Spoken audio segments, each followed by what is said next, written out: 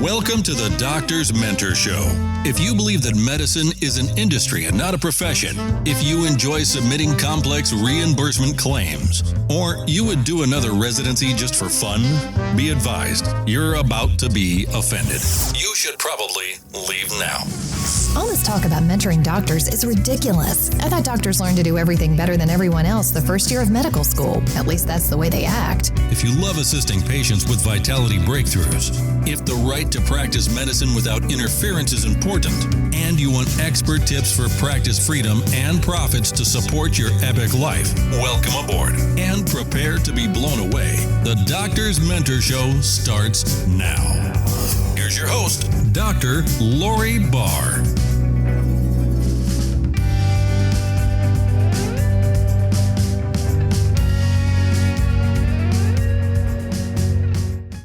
Hi, I'm Dr. Lori Barr. Thanks so much for joining us. Today, we're going to talk about media releases or press releases and why they're important to your business or to your practice.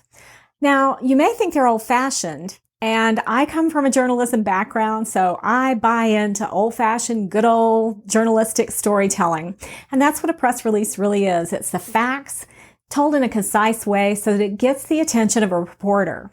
And that reporter may be a person who writes blogs. They may have a show that you're interested in getting on, so you can use this to pitch media, TV, radio, or print media, digital media. And the reason why you would want to do this is three. Number one, you want your name and your brand to be top of mind with your ideal customer, client, or patient. Number two, you want your name or brand to be top of mind with the influencers who have the eyes and the ears and the mind of your ideal patient, client, or customer.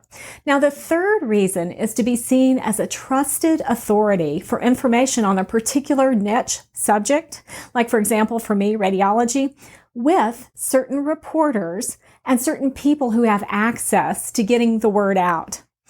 So those are really the three reasons why to write a great press release or media release. Now, the question is, what do you do from there? So when do you create a media release? Think of the word can, C-A-N. There are three reasons or three times that you want to write a press release.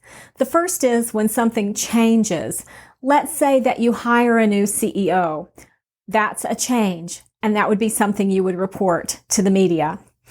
The C stands for changes. So anytime there's a big change, think about releasing a press release. The second letter, A, stands for awards. Anytime your company receives an award or you as an individual receive an award, that is newsworthy. And N stands for new offerings or opportunities. If you have a new location you're opening or a new service you're opening up, like we recently started doing breast tomosynthesis, that's definitely something to let the public know about and to let the media know about. So can, changes, awards, and new offerings or opportunities. Those are when to release a media release or press release. So what is critical to include in the press release? Well, there are just a few things.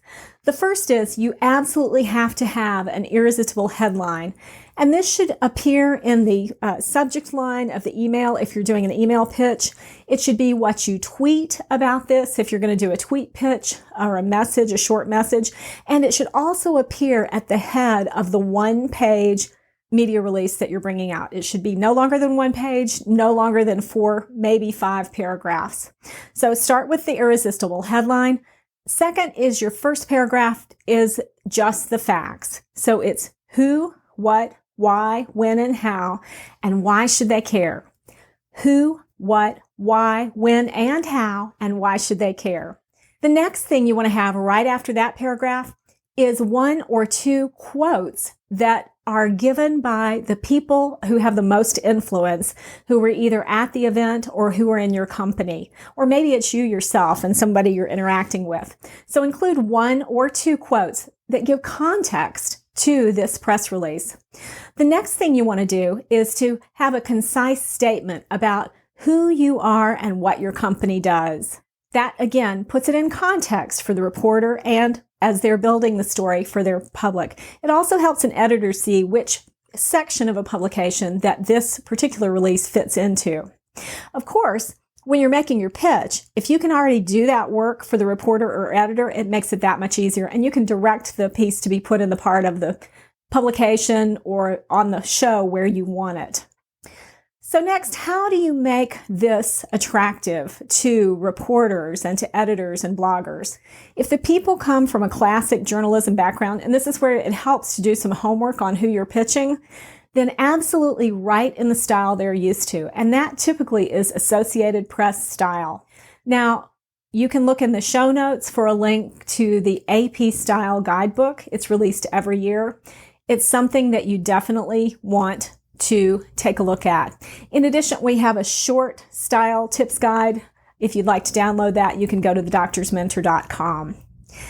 Next is make sure that you use the standards in that, and then don't make silly mistakes. Like, for example, one pet peeve that journalists have is that people refer to brands and companies as other people, as entities that are living, and they're not. They're they're objects.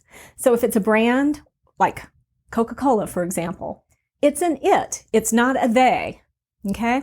So make sure you refer to people as people and objects that are inanimate and not alive as objects. Now, the third tip is on the images that you submit with your article. Try to have your image at least 600 megapixels wide and no bigger than about 800 megapixels wide, unless you're going for NPR or CNBC. They have greater widths than those standards. So you can check on the site of who you're pitching and make sure that the headlining picture is in that size frame. So what else increases your chances of catching the eye of a reporter? Well, one is go ahead and assemble a Dropbox folder that has all of the ancillary information that may be handy for that reporter to make a decision and act quickly. So if you have B-roll footage that can be used as video, put that in the Dropbox folder. If you have a high-resolution image of you, put that in the Dropbox folder. If you have a high-resolution image of your book, put that in the Dropbox folder. It establishes you as an expert. If you have a high-resolution image of the event or the award, put it in the Dropbox folder. And also, if you're planning this before an event, make sure you set up the situation so it's ripe to get the quote you want, maybe capture it on video, and make sure that the image specifications when you're acquiring the image fit into the guidelines for the publication you're going to be pitching. The second is go ahead and ask the question, how can I make this job easier for the reporter with regard to my story? And in that situation, what you're going to consider is really tailoring your pitch to how that reporter likes to receive information. If they've just tweeted out that they love phone calls, pick up the phone. If they've just let you know that they only receive email requests, you're going to have to be in their crowded inbox with many, many other pitches. So make sure that headline is critical and to the point. And again, when you talk to a reporter, be it by email or a message or by phone, be clear and concise, make your pitch, state what you want, where you think it fits in, and why they should care. That's all they really want to know. And then lastly, if a reporter does do you a favor and get you some PR, don't pitch them again right away. They've just covered your industry and your story. They're going to be looking for something different. Now, if there's something newsworthy that you think they could really benefit from, absolutely share that with them so that you do become that trusted advisor. Your next step. So no matter if you're in medicine or if you're a healthcare professional or a business professional, these tips on creating media releases, press releases, will be handy no matter what you're promoting, be it your school's award ceremony for outstanding students for your child's school or something really important about your business. So go out there now that you have the tools, and practice writing a media release for yourself and then one for your organization which you're affiliated with. Have fun. There's more to explore at thedoctorsmentor.com. Are you stopping at a hospital? Hello? Don't you know that hospitals are one of the sickest places on the planet? Don't touch anything in there and get out as fast as you can.